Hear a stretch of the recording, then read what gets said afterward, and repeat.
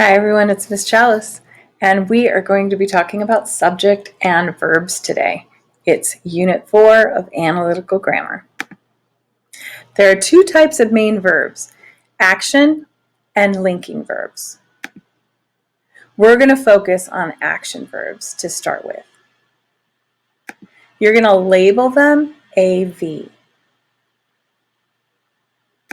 An action verb is a word that expresses mental or physical action. Some examples of physical action would be run, play, cook, talk, and burp. Some actions are more polite than others. Mental actions: study, think, dream, believe, and inspire.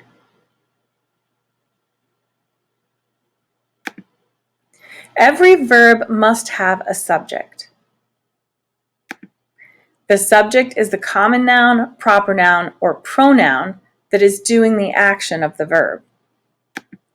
It's really important that you note that the subject will never, I'll repeat, never be in a prepositional phrase. That is one of the reasons why I have you bracket prepositional phrases very first thing when you label, because when you get to the diagramming, which we're going to learn about next, you cannot use anything that is bracketed as your subject. There's something that we're going to come across called verbals. If you see a verb or something that looks like a verb, but it doesn't have a subject, there's nobody doing it in that sentence, you already have a verb in that sentence, it's going to be called a verbal and it's going to be marked with a V. We'll learn more about that later. All right, here's an example sentence that you have down on your notes. So I want you to label it as I label it. We can do it together. The very first thing I've taught you to do is bracket prepositional phrases. So I see one right here. On his test. On is a prepositional phrase. And as I'm looking through, to is usually a preposition.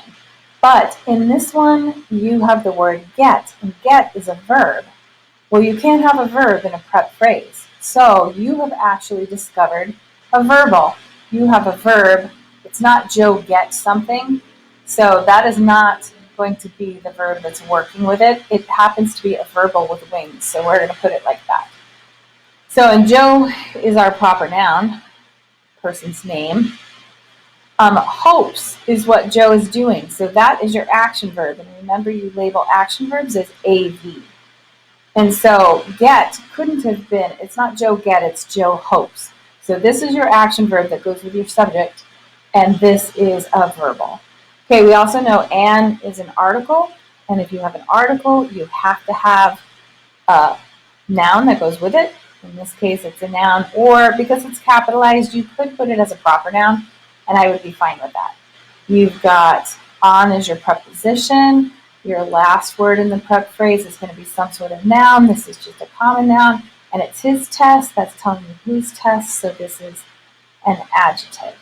So now you have your sentence labeled.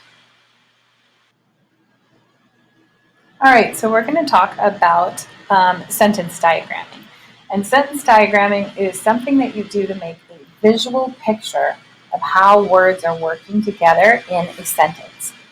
And it goes on a basic sentence frame that looks like this. This is always your basic sentence frame. There will be other ones that we learn about later, but this is the one that we're going to start with.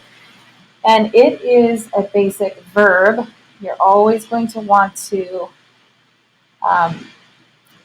do your verb first. And in this case, we're doing action verbs. You always diagram the verb first. It will maybe seem easy at first, but it's going to get harder as we go. And if you don't get in the habit of doing the verb first, you're going to have a little bit of trouble. And then you're going to find the subject. And in order to find the subject, you're going to ask the verb, who or what did this?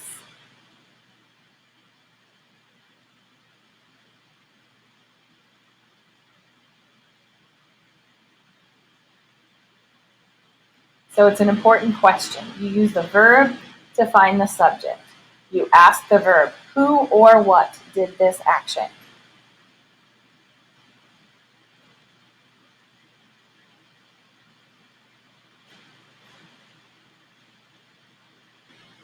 All right, so just to reiterate, whenever you are parsing, you're going to always bracket prepositional phrases first. So I would look through here, my sister yells every morning, and I don't have any prepositional phrases. So then I can start to label the other words that I know. So I know morning is a thing.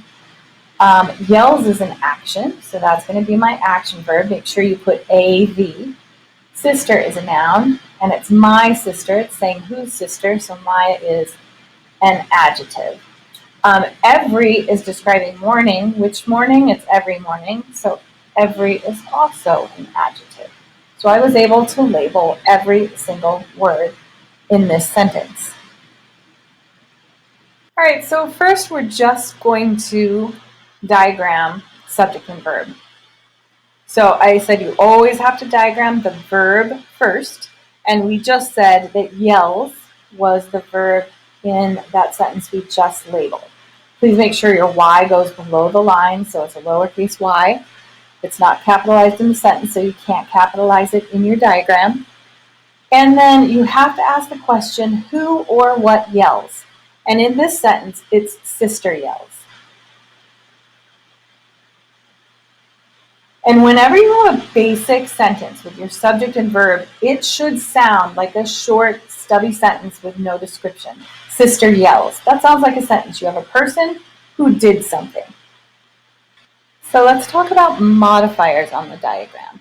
So any modifiers, like adjectives and articles, that describe the subject will be connected to the subject with a slanted line.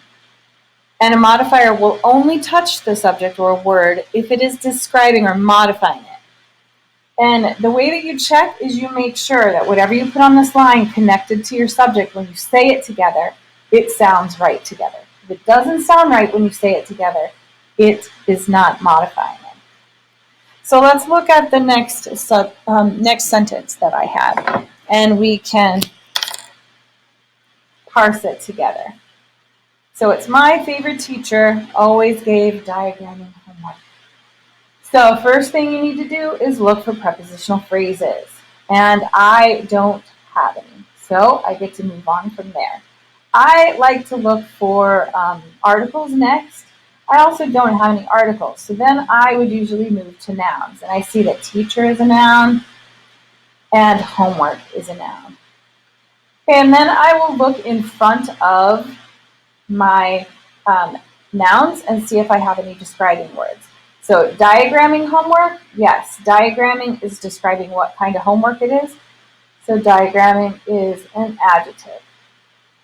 And then it's not gave homework, so gave is not describing it. And then in front of teacher, it's favorite teacher, that's describing it. So favorite is an adjective. I keep going. My teacher, also describing whose teacher. And then I don't have any more words in front of it. So then I am to my verb. And what is the action verb? It's gave. You give something away, that is an action. So now I have labeled everything except for always. Always is telling me how often I gave it. And it's going to eventually be an adverb, but we haven't worked on those yet, so I'm going to leave it blank for right now. So you've got everything labeled, and then we can take a look at how we're going to do the diagram.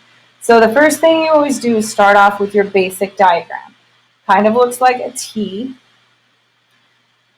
And then I've always told you to diagram what first? Think about it for a minute. You always have to diagram the verb first. And we said gave was the verb. Make sure your G hangs below the line. No floating G's. And it's gave. And then think about it for a minute. What is the question you have to ask yourself in order to find the subject? Who or what gave? And in this sentence, it is teacher.